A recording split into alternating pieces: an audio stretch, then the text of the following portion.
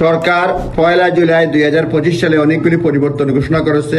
এই পরিবর্তনগুলো হচ্ছে আমি কয়েকটা ভিডিওতে বলার চেষ্টা করব এবং এই পরিবর্তনগুলো 22 জুলাই 2025 সাল থেকে কার্যকর হবে।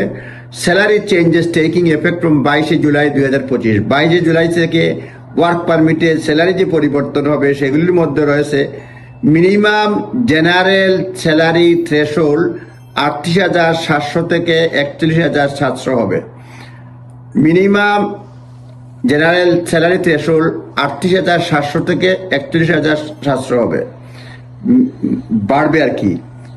Minimum salary threshold for new entrant, যেটা তাদের জন্য নিউ এন্ট্রেন্ট যেটা ডিসকাউন্টেড রেট রয়েছে, সেটা হয়ে যাবে 30,960 থেকে 33,400 পাউন্ড বছরে। 30,960 পাউন্ড থেকে 33,400 পাউন্ড নিউ এন্ট্রেন্ট যারা রয়েছে। তারপরে new increase going rate for SOC code will be updated using 2024 annual survey of hours and earnings. New increase SOC যেটা রয়েছে কোড, এগুলি আপগ্রেড করা হবে যেটা অ্যানুয়াল 2024 সালের annual survey of hours and earnings বিবেচনা করে।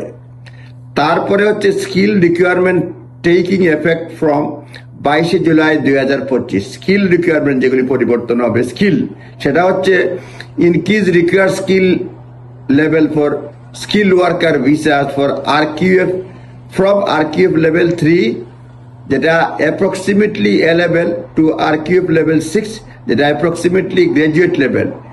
Meaning only graduate position are now available for sponsorship. Only graduate positionটা স্পন্সরশিপের জন্য available. A reduced number of associate could available sponsor migrant under due to increase RQF level.